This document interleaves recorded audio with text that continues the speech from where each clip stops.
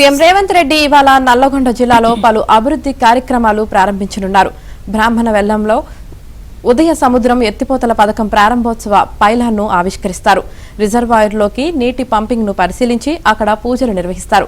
అక్కడి నుంచి దామరచర్ల మండలం వీర్లపాలెం వద్ద నిర్మాణంలో ఉన్న యాదాద్రి థర్మల్ పవర్ స్టేషన్లోని 800 మెగావాట్ల యూనిట్ను 2 నుంచి విద్యుత్ ఉత్పాదన చేపట్టే ప్రక్రియను లాంఛనంగా ప్రారంభిస్తారు.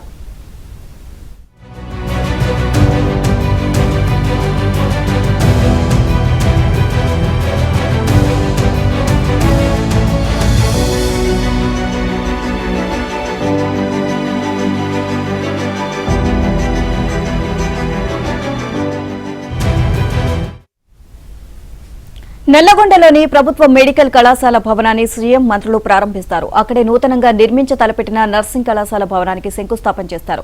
కలెక్టరేట్ ప్రాంగణంలో ఏర్పాటు చేసిన ఇందిరా మహిళా శక్తి క్యాంటీన్ను ప్రారంభించనున్నారు. స్కిల్ డెవలప్మెంట్ సెంటర్ భవన నిర్మాణానికి కనగల్, తిప్పర్తి జూనియర్ కాలేజీల నిర్మాణాలకు సీఎం శంకుస్థాపనలు చేసిన అనంతరం మెడికల్ కాలేజీ సమీపంలో ఏర్పాటు చేసిన రాజీవ్ ప్రాంగణంలో భారీ బహిరంగ సభలో పాల్గొంటారు.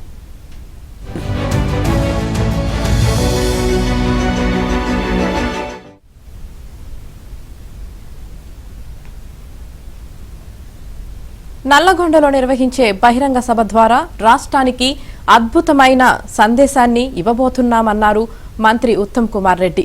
నల్లగొండలో నిర్వహించే సభ చరిత్ర సృష్టించబోతుందన్నారు మంత్రి కోమటిరెడ్డి వెంకటరెడ్డి. ఓవరాల్ గా ఇదే అంశానికి సంబంధించి మరిన్ని అప్డేట్స్ మా కరెస్పాండెంట్ రవి నాడికి తెలుసుకుందాం. రవి, ఈ రోజు సీఎం రేవంత్ రెడ్డి నల్లగొండ పర్యటనకి సంబంధించి ఓవరాల్ అప్డేట్స్ ఏంటి? నీలిమ, కాంగ్రెస్ ప్రభుత్వం గురుదిరి ఏడాది పాలన పూర్తి చేసుకున్న సందర్భంగా నేడు నల్గొండ జిల్లాలో సీఎం రేవంత్ రెడ్డి పర్యటన కొనసాగబోతోంది. మధ్యాహ్నం 2 గంటల ప్రాంతంలో బేగంపేట నుంచి ప్రత్యేక చాపర్లు నార్కట్పల్లి మండలం బ్రాహ్మణవెల్లెల ప్రాజెక్టు వద్దకు చేరుకుంటారు. అక్కడ చేరుకున్న తర్వాత అక్కడ ఎత్తిపోతల పథకాన్ని అదేవిధంగా పైలాన్ని ఆవిష్కరించిన అనంతరం అక్కడి నుంచి ప్రత్యేక చాపర్లో యాదాద్రి దామర్చర్ల మండలం వీర్లపాలెంలోని యాదాద్రి థర్మల్ పవర్ ప్లాంట్ కు చేరుకుంటారు. అక్కడ 3 గంటల నుంచి 4 గంటల ప్రాంతంలో యూనిట్ 2 లో మొత్తంగా చేసినటువంటి 800 మెగావాట్లకు సంబంధించినటువంటి యూనిట్ 2 విద్యుత్ ఉత్పాదన ప్రక్రియను అదేవిధంగా రైల్వే లైన్ సంబంధించిన పనులను కూడా ప్రారంభిస్తారు. అక్కడి నుంచి నేరుగా అక్కడి నుంచి సాయంత్రం 4 గంటల ప్రాంతంలో నల్గొండ ఎస్ఎల్బిసి వద్ద నూతనంగా నిర్మించినటువంటి మెడికల్ కళాశాల భవనాన్ని అదేవిధంగా ప్రాంగణాన్ని మొత్తం కూడా ప్రారంభిస్తారు. అక్కడి నుంచి దానికి ఎదురుగా ఉన్నటువంటి ప్రాంతంలో ఉన్నటువంటి రాజీవ్ ప్రాంగణంలో ఏర్పాటు చేసినటువంటి బహిరంగ సభలో